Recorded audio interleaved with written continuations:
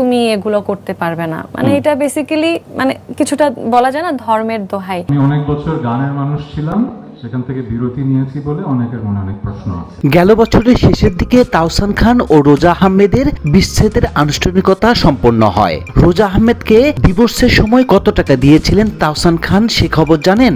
জানলে অবাক হবেন। রোজা কিন্তু খুব অল্পতে তাহসান খানকে ছাড়েননি, রীতিমতো তাহসানকে নিঃস্ব করে ছেড়েছে। রোজা আহমেদ ও তাহসানের বিয়ের কাবিন ছিল 40 লক্ষ টাকা। বেচারা তাহসান বুঝতে পারেনি মাত্র 1 বছরের ব্যবধানে রোজাকে ছেড়ে দিতে হবে। বিয়ের সময় রোজাকে ঘরে তোলার আগে তাহসানের পরিবার রোজাকে 4 সেট গলার হার 8 ভরি দিয়ে বানিয়ে দিয়েছিলেন। সেই সাথে কানের দুল 4 জোড়া 2 ভরি, মাথার টিকলি, হাতের বালা, কোমরের বিছা, রিং এগুলো সব মিলিয়ে 5 ভরি ছিল। শুধু তাই নয়, এঙ্গেজমেন্টের সময় তাহসান রোজাকে 28 লক্ষ টাকার একটি ডায়মন্ড রিংও উপহার হিসেবে দিয়েছিলেন। সেই সাথে বিয়ের কাবিন ছিল 40 লক্ষ টাকা। এত স্বর্ণ আর অলংকার পেয়ে রোজা সে সময় বলেছিল যে তাহসান খানকে এখনই এই টাকা দিতে হবে না। আমিও না ওই সময়টা আসলে এত সিরিয়াস ছিলাম না। এত স্বর্ণ অলংকার ও মোট টাকা মিলিয়ে প্রায় 2 কোটি টাকার মতো তাহসান রোজাকে বুঝিয়ে দিতে হয়েছে। এতেই প্রায় নিঃস্ব হয়ে পড়েছে তাহসান খান। সে কারণেই তাকে দেখা মেলে না কোনো মিডিয়ায় কিংবা কোথাও। অন্যদিকে রোজা আহমেদ দুজনের পথ থেকে আলাদা হয়ে গেছে সেটা আরো স্পষ্ট করলো। ইনস্টাগ্রাম থেকে তাহসানের ছবি মুছে ফেলেছেন রোজা।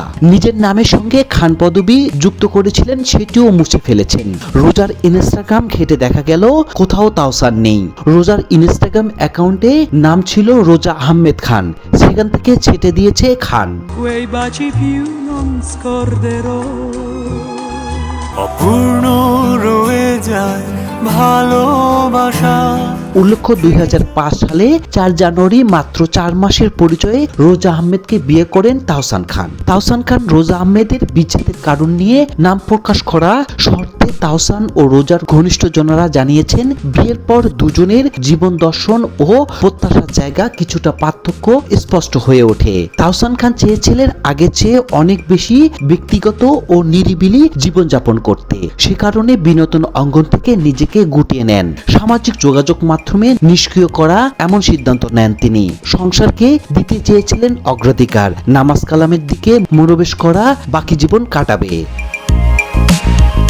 অন্যদিকে বিয়ের পর রোজার পরিচিতি ও সামাজিক পরিসর বেড়ে যায়। সাথে সাথে উড়াধুরা পোশাক আর ওয়েস্টার্ন আবহে নিজেকে কচি সেজে নতুন এই বাস্তবতাকে তিনি উপভোগ করেন। শুধু এই ভিন্ন ভিন্ন মানসিকতা, অবস্থান ও জীবনযাপনের ধারা ধীরে ধীরে দুজনের মধ্যে দূরত্ব তৈরি হয়। ঘনিষ্ঠ মহলের ভাষ্যমতে শুধু এই দূরত্ব কাটিয়ে ওঠার চেষ্টা হলেও একসময় মতের অমিল প্রকট হয়ে ওঠে। কাউকে দোষারোপ না করে পারস্পরিক সম্মানের জায়গা থেকে সম্পর্কের ইতি টানার সিদ্ধান্ত নেন দুজনেই। থেকে যায় কিছু